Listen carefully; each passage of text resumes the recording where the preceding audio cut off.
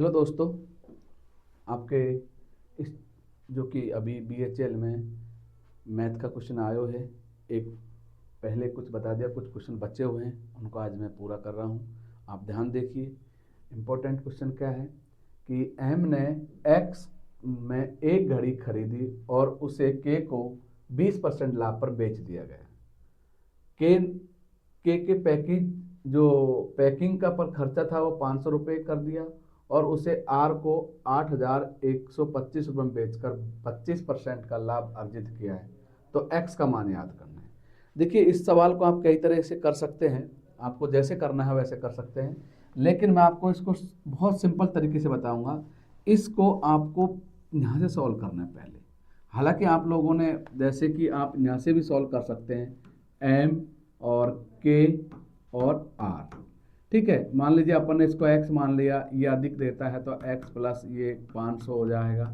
लेकिन ये अपन को ऐसे नहीं करना है। मैं डायरेक्ट आपको क्वेश्चन का आंसर कैसे करना है, क्योंकि सबसे पहले आपको इसको करना है। ये कितना दिया गया है आपको ये निकालना है। हमारे पास जो r वाला जो पैसा आया था ये कितना है आपके पास 8,125 इंटू, अब आपको क्या करना है कि ये अर्जित करना है, उसका ऊपर वाले निकालना है। 20% का लाभ दिया गया है, 20% का लाभ है, तो आप क्या करेंगे 100 इंटू 125। ठीक है, आपने इसको अब आप इसको देखिए, 25 से अपन ने इसको काट दिया तो ये आया 25 चौका 100 और 25 पंजो 125।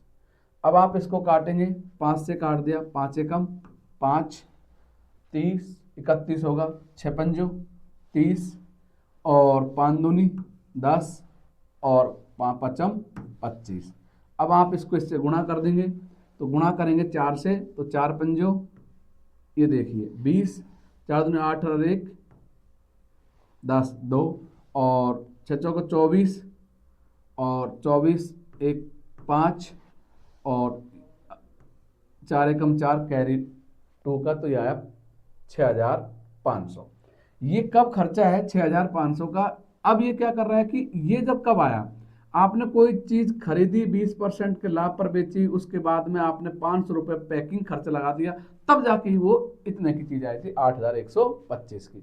हमने इस सवाल को नीचे से सॉल्व किया है। ठीक है, बहुत सिंपल तरीका है, शॉर्ट तरीका है। तो हम इसमें से क्या करेंगे, पैकिंग का जो खर्चा आया आपके पास, अब इसको घटा देंगे हम। पैकिंग का जो खर्चा आया आपके पास, पैकिंग का खर्चा क्या आया आपके पास 6,500 माइनस 500 बराबर कितना आया आपके पास, ये आया हमारे पास कितना आया 6,000। ये 6,000 आया। अब आपके पास 6,000 आया, आपको एम का निकालना है, के को जो 20% का लाभ दिया गया था। अब हम क्या करेंगे, इसी पर जब हमने घटा दिया, अब हम 20% का लाभ पर इस चीज को हमने किसी को बेच दिया है, बेचा है। तो देखिए, आपको बेचा है, आपको बेचने को सेलिंग प्राइस बोलते हैं। क्या बोलते हैं, सेलिंग प्राइस होता है, मानी विक्रय मूल्य होता है। तो आपने कितना में खरीदा, अब आपने खरीदा कितना में, हमको वो रेट लाना है।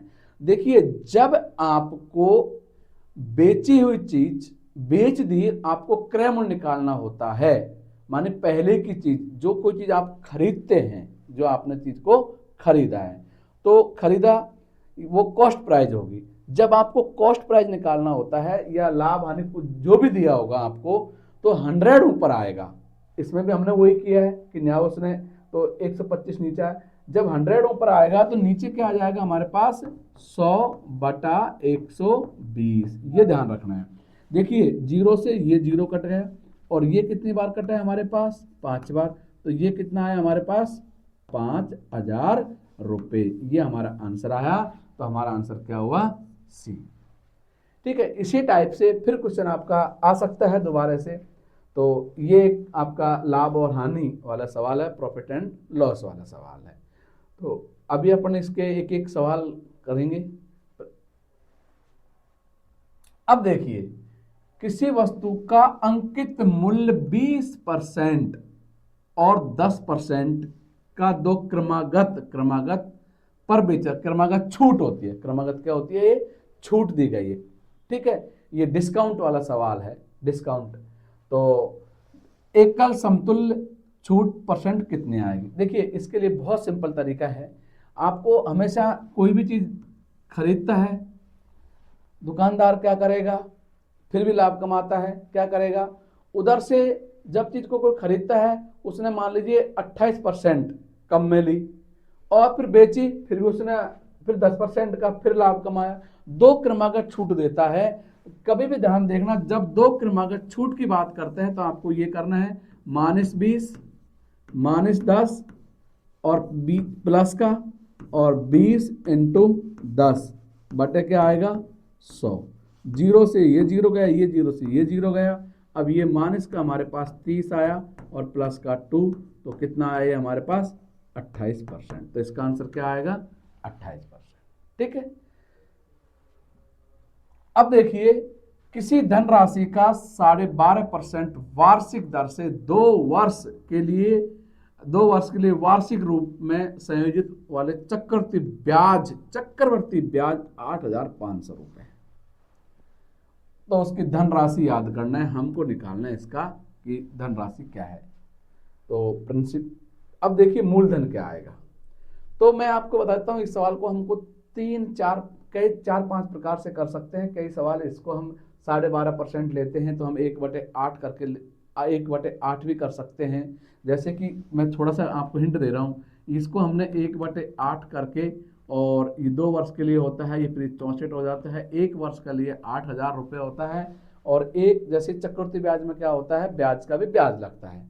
पहले साल का जैसे हमारे पास जैसे मान लीजिए 8 रुपया है, अगले साल के लिए हम 1 रुपये, 8 रुपये का 1 रुपये हमारे पास ब्याज होगा। तो 2 वर्ष का 8 8 16 17 होता है, 17 का इसमें डिवाइड कर सकते हैं। लेकिन मैं आप इससे भी एक सिंपल तरीका बता रहा हूँ, उसको कभी आप भूल नहीं सकते हैं। इस तरीके कभी हम भूल जाते हैं। तो सबसे पहले आपको माना, हमने जो राशि है वो हमने क्या मानी, x मानी है। अब आप इसको ऐसे जमा सकते हो, x1 प्लस दर बटे 100 समय 2 वर्ष माइनस जो हमने मानी x, और बराबर आपको कितना दिया चक्रवृद्धि ब्याज 8,500 रुपये दिए हैं। 8,500 रुपये ये दिया गया। तो चक्रवृद्धि ब्याज का फार्मूला आपने पहले भी चक्रवृद्धि ब्याज लगाते हैं, तो मूलधन और 1 प्लस दर बटे 100 माइनस मूलधन जब चक्रवृद्धि ब्याज आता है, तो हमने वही फार्मूला बराबर चक्रवृद्धि ब्याज दिए, इसलिए हमने इसको बराबर में लिख दिया। यहाँ दिया नहीं, हमने x मान लिया है, x कुछ भी मान सकते हैं आपके। अब देखिए, अब आपके पास जो दर है, देखिए दर कितना आपके पास 12.5% है। अब ये 12.5% के लिए दर है, तो आप इसको, मैं आपको देखिए 1 प्लस 12.5 बटे 100, आपने यहाँ एलसीएम कितना लिया 100, तो ये कितना आया 100 प्लस 12.5, तो आप इसको क्या कर सकते हैं ऐसे 0.5 बटे कितना आएगा आपके पास ये 100। ठीक है, आप इसको इधर दिखाई दे रहा है आपको, देखिए मैं इस पॉइंट को हटा देता हूँ तो यहाँ एक 0 आ जाएगा। ठीक है, अब ये हम 25 से काट देते हैं, काटने के बाद ये आता है हमारे पास 45 बटे कितना आएगा 40, और भी कट जाएगा तो ये कितना आएगा हमारे पास 9/8, और 9/8 ये क्या है स्क्वायर है। अब आप इसको मैं यहाँ लेके आ रहा हूँ, आपने इसको 9 बटे लिख दिया। अब हम क्या करेंगे, ये हमारे पास x है, यहाँ मैं इसको x करके मैं डायरेक्ट लिख देता हूँ x और 9/8 और माइनस x बराबर कितने हमारे पास 8,500 रुपये।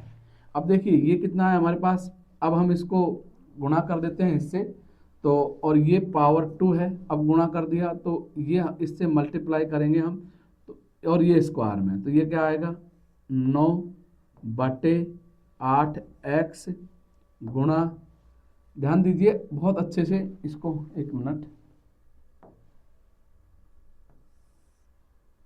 मैं इसको दोबारा बता देता हूँ, थोड़ी सी गलती कर दी काटने में। ठीक है, ओहो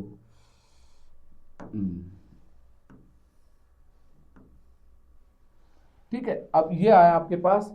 अब हमारे पास इसका जो आया है, हम इसको ऐसे लिख सकते हैं 9/8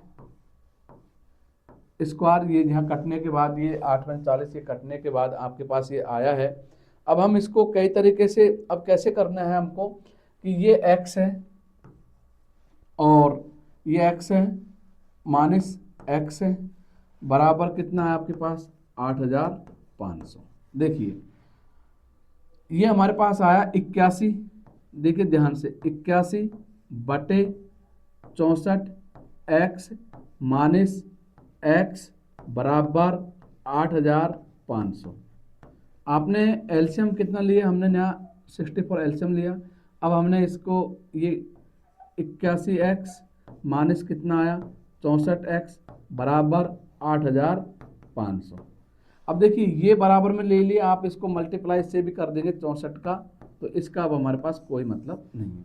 अब देखिए 81 माइनस 64x बराबर 8500 इंटू 64 कर दिया, तो अब इसको घटाएंगे तो कितना आएगा हमारे पास, ये आएगा 17x घटाने के बाद 17x बराबर अब 8500 इंटू कितना आया, ये 64 आया। तो देखिए आपने इससे ये काट दिया, ये कितना आया 5। अब ये 500 होगा तो x बराबर 4×5 = 20, हम इसको गुणा कर देंगे तो ये कितना है हमारे पास 500 इंटू 64। अब हमारे पास आया ये 32,000, ये 32,000 रुपये है। तो आंसर क्या होगा इसका, सी। आंसर क्या होगा, सी। ठीक है, आप इसको रिवाइज कर सकते हैं कैसे क्या करना है। अब अगला क्वेश्चन देखते हैं अपन। देखिए किसी संख्या, ये आपको किसी संख्या दिया है, प्रत्येक सम संख्या में 2 जोड़ देंगे, प्रत्येक सम संख्या में क्या जोड़ देंगे, 2 जोड़ देंगे, और प्रत्येक विषम संख्या में 3 घटाया जाएगा। इस प्रकार बनी नई संख्या में कितने अंक 1 से अधिक बार आया है। तो देखिए सबसे पहले आपको मैं इधर देखिए इधर ये आपके पास 3, 2, 7, 6, 9, 5, 4 और 0, ऑड नंबर में से 3 और इवन नंबर में से 2 घटाना है। आप ये लिख सकते हैं इधर सम संख्या जिसको इवन नंबर बोलते हैं, उसमें हमको 2 जोड़ना है, 2 जोड़ना है, और दूसरी संख्या विषम संख्या में से 3 क्या करना है आपको, घटाया जाएगा। तो अब आपके पास ये 2 है, देखिए ध्यान से, ये हमारे पास क्या है, ये आपको दिखाई दे रहा है क्या है,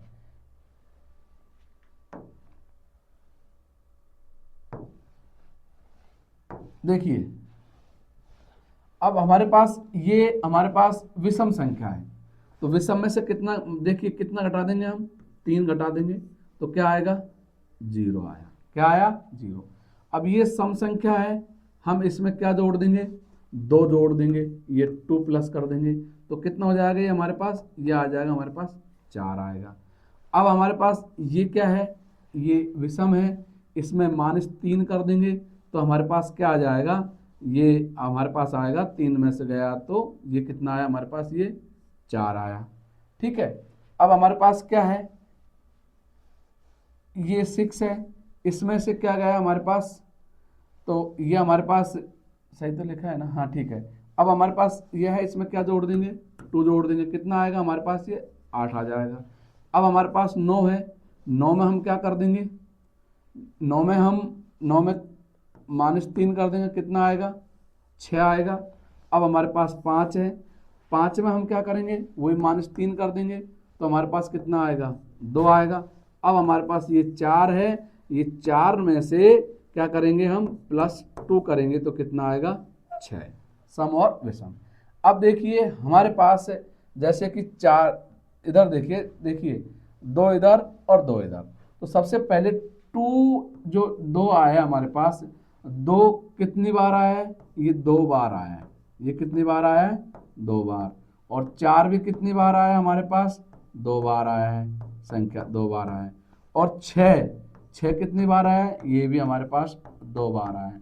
तो टोटल संख्या की बात करता है तो 1, 2 और ये 3, इसका आंसर क्या आएगा? 3 आएगा। बहुत सिंपल सवाल है कि हमको विषम संख्या में से 3 घटाना है और सम संख्या में 2 जोड़ना है, इवन नंबर और ऑड नंबर। अगर जहां आपको ऑड नंबर दिखते हैं उसमें से आपको 3 घटाना है और इवन नंबर दिखते हैं उसमें आपको 2 को ऐड करना है। तो ये संख्या रिपीट कितनी बार, जैसे 4 आया, 4 आए, 2 बार आया, 6 आया, 1 6 इधर आया, 1 6 इधर आया, तो ये 2 बार आया। ये तो कितनी संख्या हो गई हमारे पास? संख्या देखी जाए तो संख्या 1, ठीक है, हमारे पास ये संख्या जो 1 और जैसे 1 2 और ये 3 संख्या हुई जो रिपीट हुई है, हमारे पास ये 3 संख्या है, तो इसका आंसर 3 आया। अब देखिए दो संख्याओं का योग 224 है और उनका अनुपात कितना है? 11:21 है। तो संख्या को बीच का अंतर याद करना है। देखिए मैं आपको एक बहुत ही सिंपल तरीका है, अंतर यहां दिया गया है, आपको अनुपात दिया गया है 11:21 और ये दिया है आपको टोटल योग दिया है, ये आपको टोटल योगफल दिया गया है और योगफल कितना किया है? 224। देखिए जो चीज देता है वो ऊपर नीचे आएगी, तो हम सबसे पहले ये दिया गया है, हमने लिख दिया 224 और इन्हीं का टोटल कितना है आपके पास? 32। निकालना क्या है हमको? अंतर। तो इन दोनों का जो अंतर है, अंतर अनुपात का अंतर, अनुपातों का अंतर इनटू कर देंगे तो कितना आया? 10। और ये 7 दूनी 14 और 7 21 है 22, ये कितनी बार कटे आपके पास? 7 बार। तो अंतर हमारे पास कितना आया? 70। तो आंसर क्या आ जाएगा हमारे पास? ये 70। ठीक। अब देखिए दो संख्याओं का गुणनफल 375 है, उनका एलसीएम 75 है, तो एचसीएफ याद करो। देखिए ये आपको मैंने एलसीएम जो एचसीएफ है उसमें क्या है, देखिए जैसे पहली संख्या गुणा दूसरी संख्या, दूसरी संख्या बराबर होता है एचसीएफ इनटू एलसीएम। तो पहली ये दोनों को दिया है तो कितना दिया है? 375 बराबर एचसीएफ आपको निकालना है और एलसीएम, देखिए एलसीएम क्या दिया गया है? एचसीएफ निकालना है आपको इनटू एलसीएम कितना दिया है? 75। अब एचसीएफ बराबर